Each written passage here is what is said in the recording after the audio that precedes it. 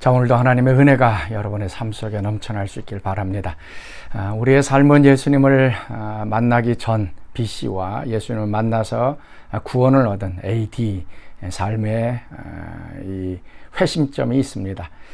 이 거듭남, 또 죄를 용서받은 그런 경험, 이것이 없이는 우리의 삶은 그냥 평범한 죄인으로 죽을 수밖에 없을 것입니다. 자, 오늘도 우리가 예수님을 믿어서 새롭게 변화된 사람이라는 거 다시 한번 기억하면서 또 하나님의 백성으로 살아가는 귀한 하루 되시길 바랍니다. 자, 오늘 우리가 묵상할 말씀, 우리 사도행전 22장 1절에서 16절까지의 말씀입니다. 부형들아, 내가 지금 여러분 앞에서 변명하는 말을 들으라. 그들이 그가 히브리 말로 말함을 듣고 더욱 조용한지라 이어 이르되, 나는 유대인으로 길리기아 다소에서 낳았고 이 성에서 자라 가말리엘의 문화에서 우리 조상들의 율법의 엄한 교훈을 받았고 오늘 너희 모든 사람처럼 하나님께 대하여 열심히 있는 자라. 내가 이 돌을 박해하여 사람을 죽이기까지 하고 남녀를 결박하여 옥에 넘겼노니 이에 대제사장과 모든 장로들이 내 증인이라.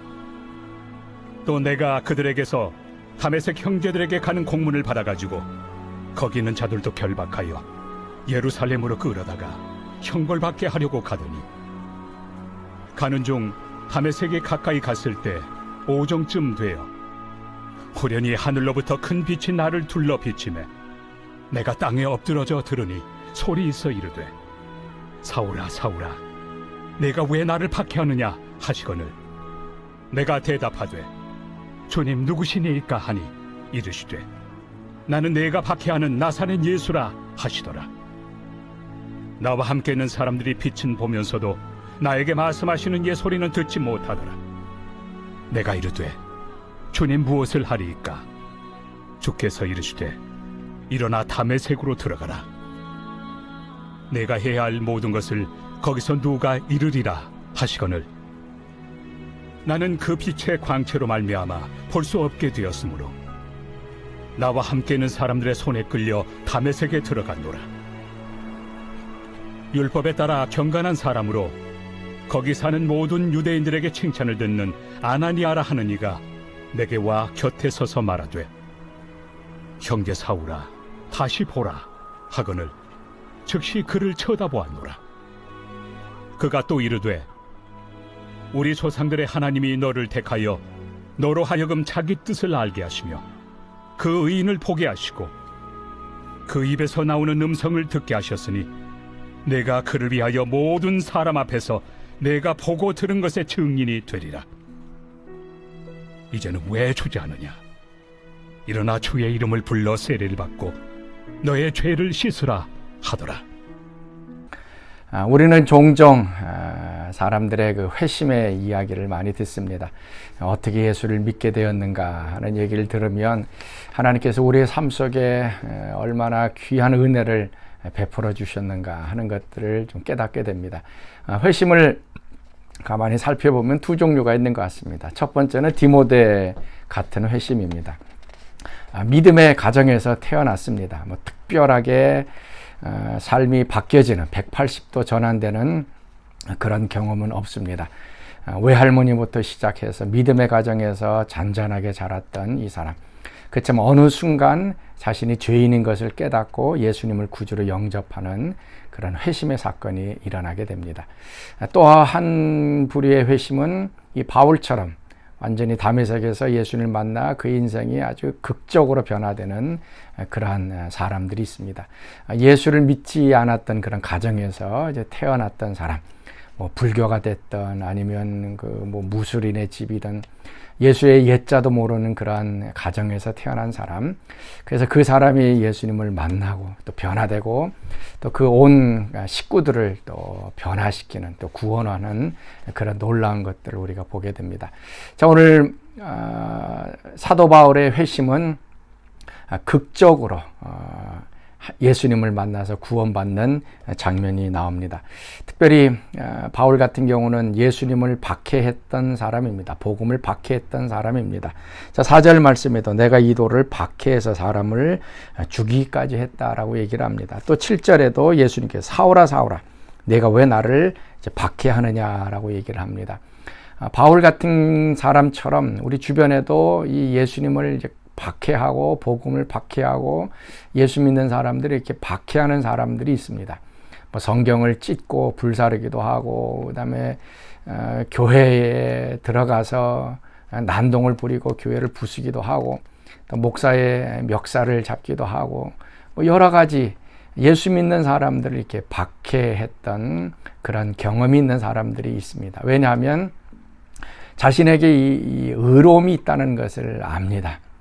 복음이나 예수 좀 알고는 싶은데 자기가 알고 믿고 있는 것이 올바르다는 것을 알기 때문에 자기 의 때문에 예수님을 강하게 반대하고 박해했던 것입니다. 근데 이 사람이 더 예수를 금세 믿게 되고 그다음에 확실하게 믿게 됩니다. 박해하지 않고 예수 믿으라 그러면 믿을게요. 시간 나면 교회 갈게요 하는 사람은 그렇게 예수를 잘 믿지를 못합니다. 그런데 이렇게 예수님의 반대편에서 박해했던 사람은 하나님께서 그 마음만 이렇게 바꾸어 주면 예수를 또 쉽게 믿는 것을 보게 되어집니다. 특별히 예수님과의 만남을 통해서 이 바울은 눈이 어두워졌습니다. 햇빛보다 더 밝은 그 예수님의 빛이 이제 바울에게 비쳐서 결국 눈이 이제 어두워지게 됩니다. 그래서 13절 말씀 보면 아나니아가 들어와서 다시 보라라고 얘기를 하게 됩니다. 영적인 눈이 열리는 사건입니다. 우리가 회심하면 예수님을 영접하고 우리의 죄를 고백하고 우리가 거듭나게 되면 자신이 죄인이라는 것을 깨닫습니다.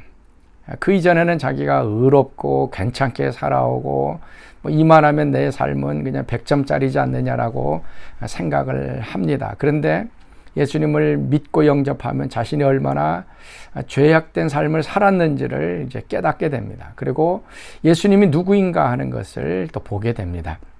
그 이전은 예수님은 그냥 역사적인 인물로만 보아왔는데 예수님은 그런 분이 아니고 바울처럼 예수님은 죽은 분이 아니고 죽으셨다 살아나신 분, 부활하신 분, 오늘도 살아서 자기에게 다가오시고 말씀하시는 분이심을 이제 깨닫게 되어지는 것입니다. 그래서 회심에 있어서 우리의 영적인 눈이 열려지는 것이 굉장히 중요합니다.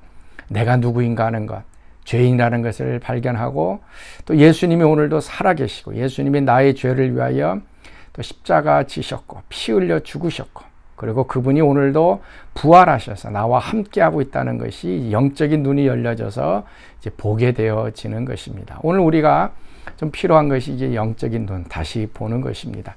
그러면서 하나님 예수님께서는 이 바울에게 사명을 맡깁니다. 14절 말씀 보면 너를 택하였다. 그래 자기 뜻을 알게 하셨다. 그래 15절 말씀에도 증인이 되게 하셨다라고 말씀합니다.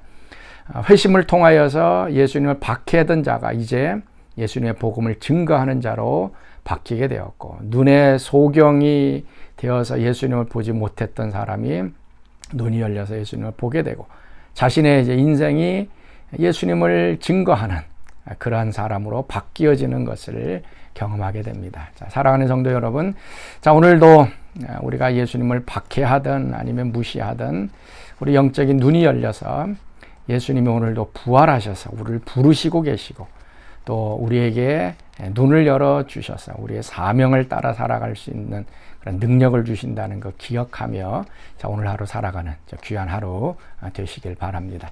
자 우리 같이 기도하겠습니다. 하나님 오늘도 이 바울이 다메섹 도상에서 부활하신 예수님을 만난 것처럼 다시 한번 우리 삶 속에 예수님과 새롭게 만나는 역사가 있게 하여 주옵소서. 다시 한번 우리의 영혼이 회심하게 하시고 영적인 눈이 열리게 하시고 또 하나님께서 우리를 부르신 그 사명과 소명을 발견하는 저희들의 삶 되게 하여 주옵소서. 이제는 우리 주 예수 그리스도의 은혜와 하나님의 그 크신 사랑하심과 성령의 교통과 기름 부으심이 사랑하는 성도들 가운데 늘 항상 함께 하시기를 간절히 축원하옵나이다. 아멘.